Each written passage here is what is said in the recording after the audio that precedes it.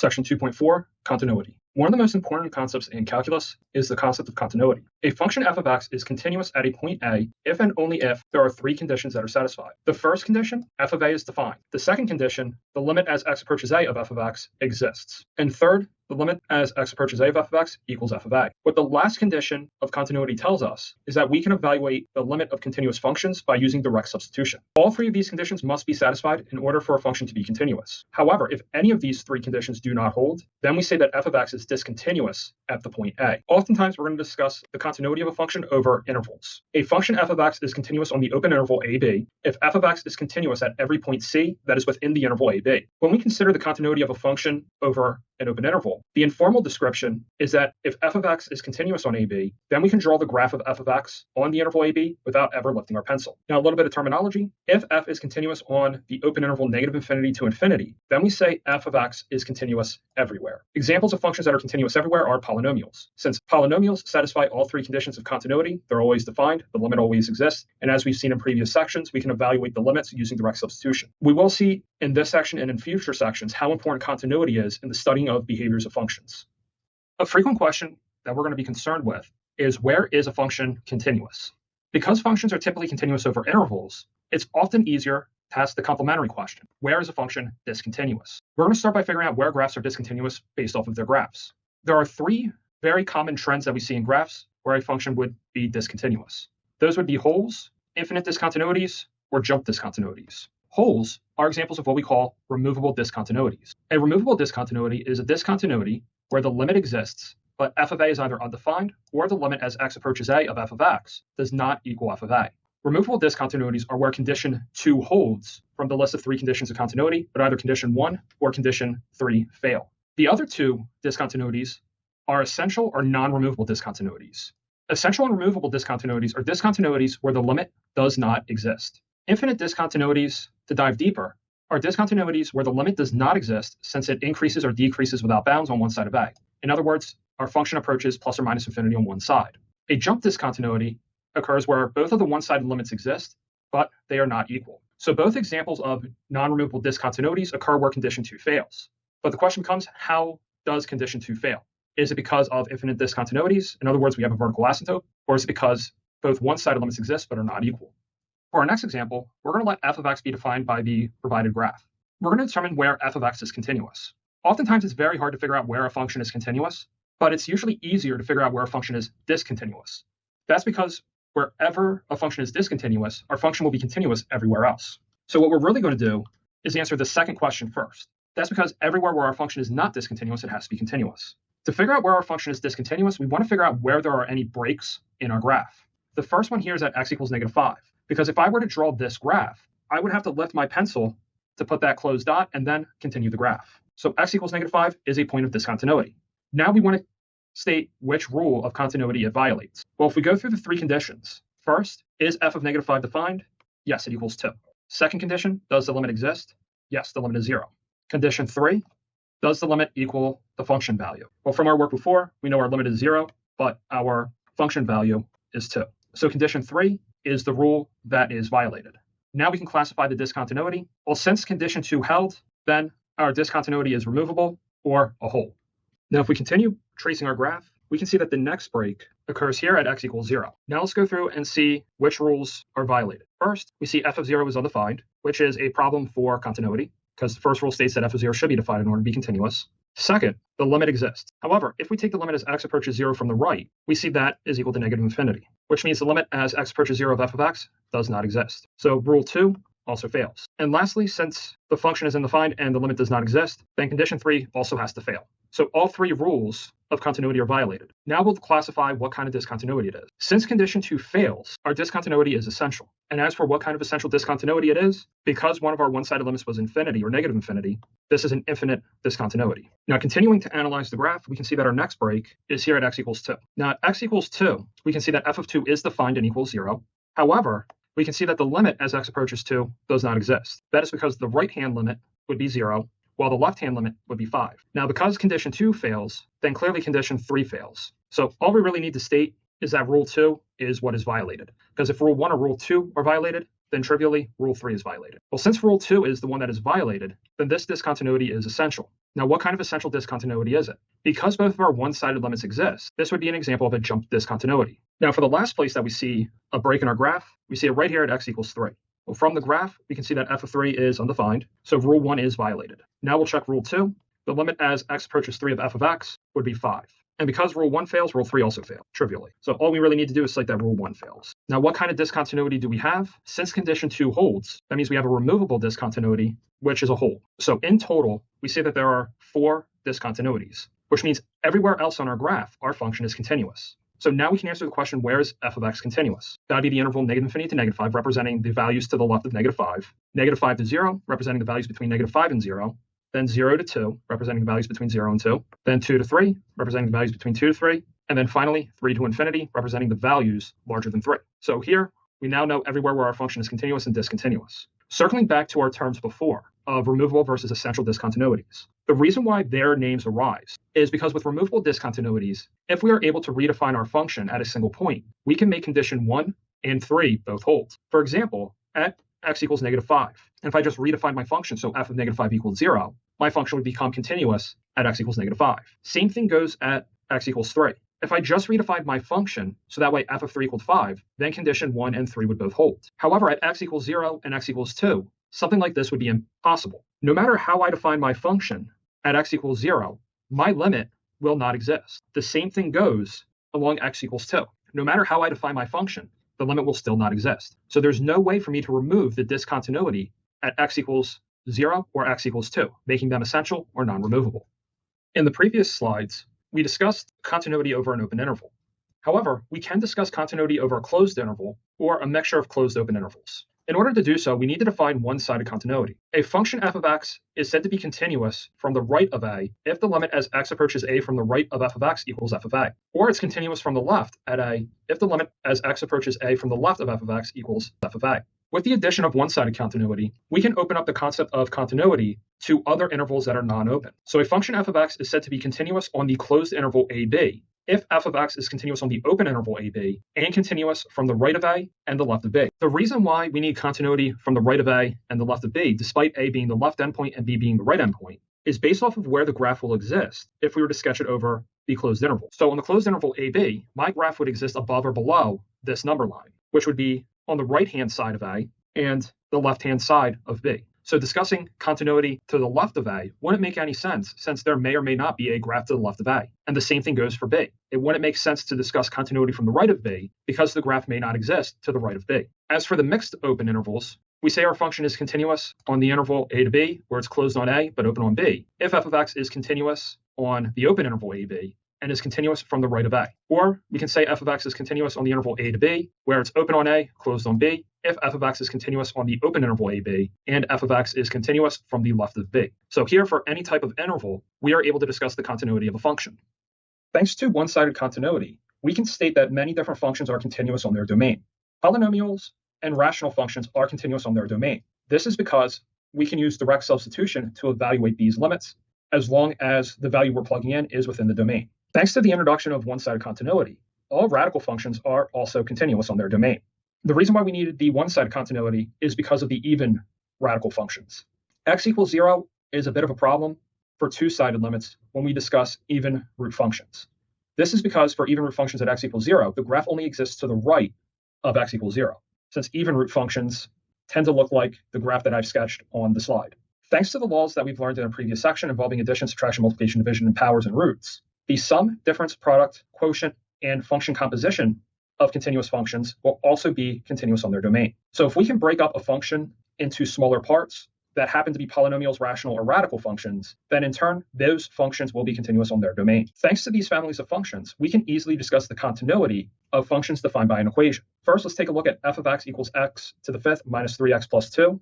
F of x is a polynomial. Polynomials are continuous on their domain. Well, since polynomials are defined for any value of x, then our polynomial is continuous everywhere. So our function f of x is continuous on the interval -infinity to infinity. And there are no discontinuities for us to try to classify. Next, we'll determine where g of x, which equals x squared plus 2x plus 1 over x squared minus 3x minus 4 is continuous. G of x is a rational function. Rational functions are continuous on their domain. Now, specifically for rational functions, their domain is any x value where our denominator is not 0. So we'll set our denominator x squared minus 3x minus 4 not equal to 0, and then solve for x. And we get that our function would be undefined at x equals 4 and negative 1. So our function would be continuous on the intervals negative infinity to negative 1, union negative 1 to 4, union 4 to infinity. Now we'll go ahead and classify our discontinuities, which are 4 and negative 1. We already know our function is undefined at 4 and negative 1, so all we need to do is just check to see how does condition 2 fail. We'll start by taking our right-hand limit of our function as x approaches 4. If we use direct substitution, we get 25 over 0, which is an indicator that our right-hand limit would be plus or minus infinity. So x equals 4 is an essential discontinuity since it is also an infinite discontinuity. And we'll do the same thing for negative 1. We'll take the limit as x approaches negative 1 from the right. However, when we use direct substitution, we're going to get 0 over 0. 0 over 0 does not tell us anything about the limit. All it tells us is we have to do some more work in order to evaluate the limit. We'll simplify our function by factoring and canceling out common factors. And when we simplify and evaluate our limit, we get 0. Since it's not infinity, we do also have to check the left-hand limit, but we can recycle our work from before, and we know it's going to reduce the exact same way, and our left-hand limit will also be 0. So thanks to our left and right-hand limits being 0, that means our two-sided limit exists. So at negative 1, we have a removable discontinuity, which is a hole. Next up, we'll find where f of x, which equals the square root of 4 minus x squared, is continuous. Since our function is a polynomial inside of a radical, then this function is continuous. This is because it's a radical function composed with a polynomial. So if we can find the domain of our function, we know where our function is continuous. Because we're taking a square root, the square root is only defined if what we're taking the square root of is non-negative. In other words, the 4 minus x squared must be greater than or equal to 0. We do have to be very careful solving nonlinear inequalities like the 4 minus x squared is greater than or equal to 0. We can't solve this by solving for x as if it's an equation. In college algebra, we were taught to solve such inequalities by sketching a graph. Here, we're going to look at a more general way of solving nonlinear inequalities, creating what we call a sign chart. A sign chart is just a simple chart that tells us where our function is positive or negative. In order to make our sign chart, the first thing we want to do is determine where 4 minus x squared equals 0. Solving this equation, we get x equals plus or minus 2. Second, we want to see where 4 minus x squared is undefined. However, since 4 minus x squared is undefined, it will never be undefined. On the number line, I'm going to place the values that make the 4 minus x squared 0 undefined. Above my points, I'm going to put what it does to my 4 minus x squared. More specifically, they both make my 4 minus x squared 0. What these two values do is it breaks my number line into 3 parts. In each part, my 4 minus x squared is only going to take on one sign. It's either going to be positive or it's going to be negative. The reason why this works out will be explained a little bit later in this section. It is a special property of continuity. In each interval, I'm just going to pick a sample number. So for example, for values smaller than negative 2, we can pick something like negative 10. We'll plug the negative 10 into the 4 minus x squared. You don't have to fully do the arithmetic. We don't care about the value. We only care about the sign. I know if I square negative 10, I'm going to get 100, which leads me to 4 minus 100, which is a negative value. So this entire interval is going to be negative. And I'm going to do the same thing with each interval. Between negative 2 and 2, we can pick 0. If we plug 0 in, we know that's going to be something positive, specifically positive 4. So in between negative 2 and 2, the 4 minus x squared is positive. And lastly, beyond 2, we can pick a number like 10, and 4 minus 10 squared will be negative. From this sign chart, we can solve our inequality. I want to know where 4 minus x squared is greater than or equal to 0. Or in other words, I want to know where 4 minus x squared is 0 or positive. Well, I can see that it'll be positive or 0 from negative 2 to 2. So the solution to our inequality is negative 2 is less than or equal to x, which is less than or equal to 2, which is going to be consistent with our answer if we just sketched the graph of the 4 minus x squared. But the benefit of this strategy is we can apply this to any function, even functions we don't necessarily know how to graph easily. Now we can answer our question, where is our function continuous? Well, it's continuous on the domain. The domain we just found to be negative 2 is less than or equal to x, which is less than or equal to 2. So it is continuous on negative 2 to 2. Now beyond the negative 2 to 2, the graph does not exist. We do not consider entire intervals where the graph does not exist as being discontinuous, since there is no graph there to begin with. So we're not going to bother discussing values smaller than negative 2 or values bigger than 2. Next, we'll discuss the continuity of g of x, which equals 1 over x plus the square root of 4 minus x squared. Our function g of x is the sum of a rational function and the composition of a radical and a polynomial function. We already know that the square root of 4 minus x squared is continuous on its domain from what we've discussed before with f of x. 1 over x being rational means it is continuous on its domain. So the sum of these two functions will be continuous on its domain. So let's find our domain of g of x. Well, there's two ways for g of x to be undefined. One way is if the denominator of the 1 over x is 0. In other words, x cannot be 0. The other way that our function can be undefined is if we try to take the square root of a negative number, which means the 4 minus x squared must be greater than or equal to 0. There's nothing we need to solve in the x cannot be 0, but in the 4 minus x squared is greater than or equal to 0. We have already solved this inequality in the previous part of the example, and we know the solution to this inequality is negative 2 is less than or equal to x, which is less than or equal to 2. We need to determine where both of these conditions are true at the same time, because both of these conditions have to hold in order for our function to be defined. So first we'll draw the number line. will represent the x not equal to 0 in orange. On the number line, that would be an open circle at 0, and anything to the left or right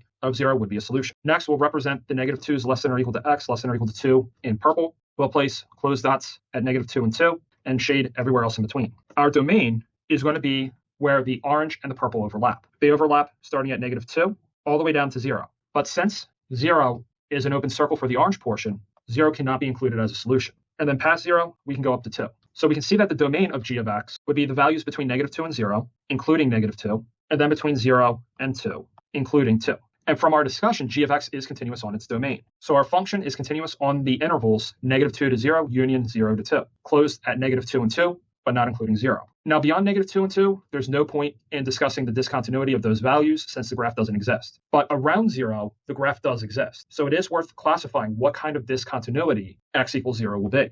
We'll start by taking the limit as x approaches 0 from the right of our function. If we attempt direct substitution, we have 1 over 0 plus the square root of 4 minus 0 squared. The 1 over 0 indicates that we are approaching an infinity. The square root of 4 minus 0 squared is 2. And whichever infinity the limit of 1 over x would be when we add 2, that'd still be the same kind of infinity. So what this tells us is x equals 0 is an essential discontinuity. And that's because it's an infinite discontinuity. Now we're going to discuss the continuity of a piecewise function. Piecewise functions are not rational functions, they're not radical functions, nor are they polynomials. They're also not the sum, difference, quotient, product, or composition of those functions.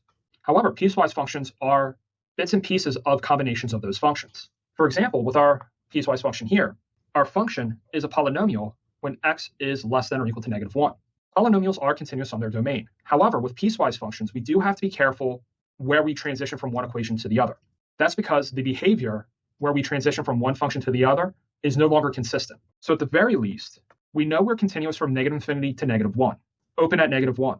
That's because to the right of negative 1, our equation is different. It becomes square root of x plus 7, which we would use for x's between negative 1 and 2. Since the square root of x plus 7 is continuous on its domain, then our f of x would also be continuous from negative 1 to 2. However, we cannot conclude just yet whether or not our function is continuous at negative 1 or not. The last part of our function is 8 over x squared plus 1, which is valid for x greater than or equal to 2. Now, since this is rational, we do have to make sure our equation is defined for the given condition. 8 over x squared plus 1 is defined as long as x is not equal to 0. Since our condition is x is greater than or equal to 2, then we're never going to risk plugging 0 into this equation. Now, because 2 is where we transition from one equation to the other, we cannot conclude that we have continuity at x equals 2. But we can conclude we're continuous at 2 to infinity. The question becomes, what is going to happen at negative 1 and 2? Is our function continuous or is it discontinuous? And if it's discontinuous, what kind of discontinuity? In order for us to discuss the continuity at our points, starting with x equals negative 1, we do need to go through our three conditions. Our first condition, checking to see if f of negative 1 is defined. According to our piecewise function, f of negative 1 is 3 minus negative 1, which is 4. Condition 2, we have to see if the limit exists as x approaches negative 1. Because this is piecewise, we do want to look at the left and the right-hand limits. For our right-hand limit, we are analyzing the behavior of f of x for values bigger than negative 1, which means our function will take on the values of the second equation. To evaluate the limit, we can use the direct substitution, and we get that the right-hand limit is root 6. As for x approaches negative 1 from the left, we're analyzing the behavior of f of x for values of x smaller than negative 1, which means we would use the first equation. And from there, we can evaluate using direct substitution, and we get that our left-hand limit is 4. Because our left and right-hand limits are not the same, our limit as x approaches negative 1 of f of x does not exist. So x equals negative 1 is a discontinuity. Because condition 2 fails, it is essential, and because the right and left-hand limits existed, it would be a jump. Now we'll determine if x equals 2 is a point of continuity or discontinuity. First off, with condition 1, we'll see if f of 2 is defined. According to our conditions, we'll plug 2 into our third equation. So f of 2 equals 8 over 2 squared plus 1, which is 3. Now we'll check condition 2 to see if the limit exists. Since this is piecewise, we'll take our right and left-hand limits. For our right-hand limit, we are working with values bigger than 2, which means we'll use the third equation, and then through direct substitution, we get that our limit is 3. As for x approaches 2 from the left, we're working with values smaller than 2, which means we'll be using the second equation. Use direct substitution to evaluate, and we get 3. Since right and left-hand limits are the same, then our two-sided limit exists and will be equal to 3. Our third condition, our limit as x approaches 2 will equal our function at 2.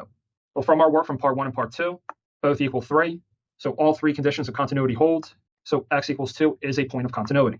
Now that we figured out where our function is continuous and discontinuous, let's summarize the results for continuity. Our function is going to be continuous everywhere except for negative 1. So that would be the interval -infinity to -1, union -1 to infinity. Thanks to the continuity of x equals 2, we were able to combine these three results of continuity into one single interval. So the fact that our function is continuous on the interval -1 to 2, 2 to infinity, and at the point x equals 2 allows us to summarize all three of those locations together as the interval -1 to infinity. So one thing to take away here for piecewise functions, we cannot conclude whether or not a piecewise function is continuous where the function changes behavior. In other words, where one condition ends and the other begins. So -1 and 2, we couldn't draw any conclusions, and we had to check those using the three conditions of continuity. In our next example, we're going to find the values of a and b that make f of x continuous everywhere. F of x is going to equal a minus x if x is less than or equal to -1, a times the square root of x plus 5 if x is between -1 and b, and 4 if x is greater than or equal to b. Individually, each equation is continuous on its domain. But since this is a piecewise function, where the behavior of our function changes at -1 and b, then -1 and b are the only two possible locations where our function can be discontinuous. We're going to go through the three conditions of continuity at x equals -1 and at x equals b to try to figure out what values we should make a and b in order to make our function continuous. We'll start by checking the three conditions at x equals -1. First, we'll figure out the value of f of -1. If we take -1, plug it into our function, because of our conditions, we would plug it into the first equation, and we get a plus 1. So f of -1 equals a plus 1. Not very helpful right now, so let's check condition 2. For condition 2, in order for our function to be continuous, our limit has to exist. So we'll start by finding our left and right-hand limits. For the right-hand limit, we're going to be dealing with values bigger than -1, which means our function will behave the exact same as our second equation. Then we can evaluate our limit through direct substitution, and we get that our right-hand limit is 4a.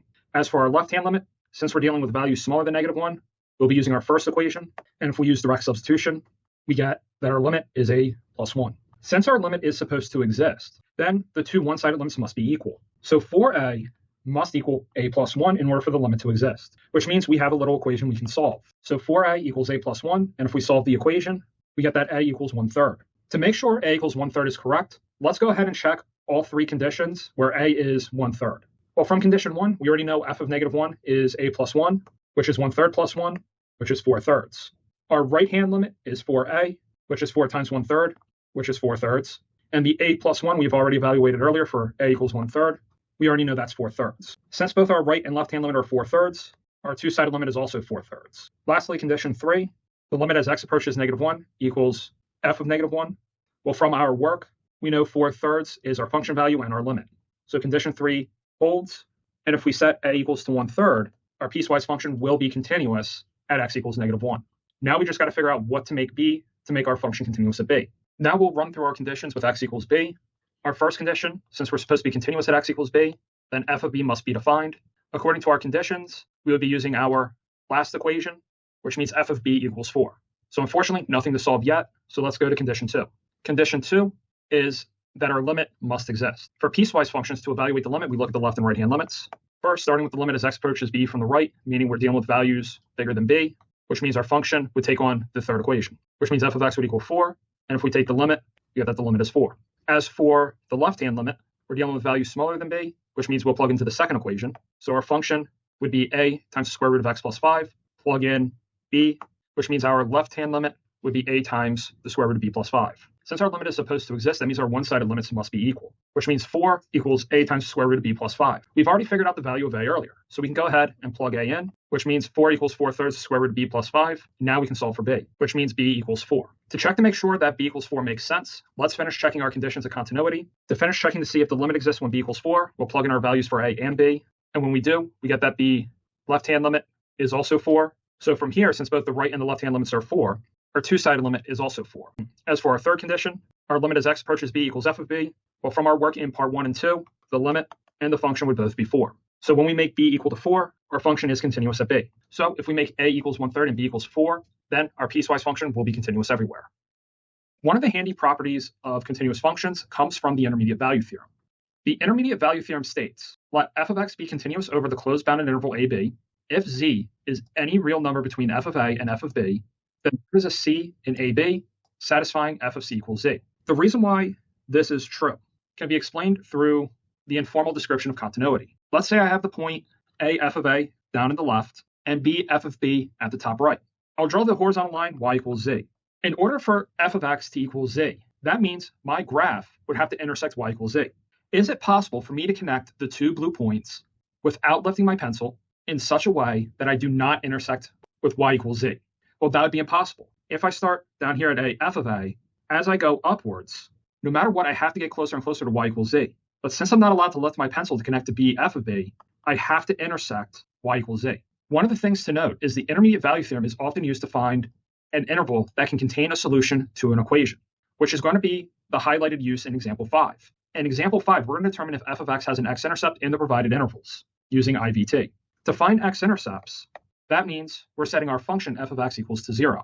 If we look at our function provided, in all three cases, our function is the same and it's a polynomial. So f of x is continuous. Since all of our intervals are closed, I'm going to take each endpoint and plug them into my function. And I want to see if 0, which would be my z in this case, is between my two function values. For our first interval, -3 to 1, we'll plug in f of -3, which would give us 19 if we work it out. Then we'll plug in 1. After plugging in 1 and doing the order of operations, we get 1. In order for IVT to kick in, we want 0, which is what we're setting our function equal to be between -19 and 1. 0 is in between -19 and 1. So all of the conditions of intermediate value theorem are met. My function is continuous on the interval AB, and 0 is in between f of -3 and f of 1. So by the intermediate value theorem, f of x equals 0 has a solution in the interval -3 to 1, which means our function f of x does have an x-intercept in the interval -3 to 1. Now we'll check to see if the same function has an x-intercept in the interval -1 to 1. Just like before, we're going to evaluate our function at -1 and 1. At x equals 1, we've already done. We know f of 1 equals 1. F of -1 will be equal to 3. In order for us to be able to use the intermediate value theorem, we need 0 in this case to be between 1 and 3. Unfortunately, 0 is not in between these two values. What exactly does that tell us? It tells us nothing. The intermediate value theorem can only be used to successfully conclude the existence of solutions. However, it cannot be used to state that a solution does not exist. All we know is that intermediate value theorem cannot be applied. And we do have to be kind of careful with that wording. The reason why we cannot say there is not an x-intercept is if we look at y equals x squared, from algebra, we know y equals x squared does have a 0 between -1 and 1. However, -1 squared is 1, 1 squared is also 1. So the fact that 0 is not in between our function values at the endpoints is not enough to conclude that it doesn't have a 0. So we do have to be a little careful with that wording. As for our next interval, -3 to -1, just like before, plug in the endpoints. Just like before, f of -3 is -19, f of -1 is 1. We know 0 is in between 1 and -19. So from here, we can conclude that by intermediate value theorem, f of x has an x-intercept in the interval -3 to -1.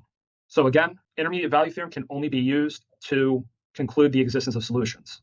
If the conditions of intermediate value theorem fail, we cannot draw any conclusions as we've seen in the second interval. Another thing to highlight specifically from this example is notice how we concluded that from -3 to 1, there was an x-intercept. We then broke -3 to 1 to two smaller intervals, cutting it in half. -1 to 1, -3 to -1. From there, we were able to conclude that our x-intercept was between -3 and -1, effectively shrinking down the window of where our solution could exist. If we needed a better approximation of our solution, we can continue to shrink down the intervals, in this case -3 to -1, making them smaller and smaller, apply the intermediate value theorem over and over again to check to make sure we still have that x-intercept. The second thing to highlight is the intermediate value theorem is the mechanism that makes the sign chart that we saw in previous examples work. If you recall, when we were solving the inequality, 4 minus x squared was greater than or equal to 0. The solution to 4 minus x squared equals 0 was x equals plus or minus 2. And we know 4 minus x squared is continuous everywhere. So here would be our number line that we saw before. If we consider in any part of our number line, in order for our function to have a sign change going from positive to negative while continuous, by the intermediate value theorem, our function would have to equal 0 because 0 is in between any positive or negative value. But since we know the location of all the zeros, which are -2 and 2, it is impossible for my function to cross the x-axis or have an x-intercept in between -2 and 2, which means our function can either be positive or it can be negative on that entire interval, but have no sign change, thanks to the intermediate value theorem.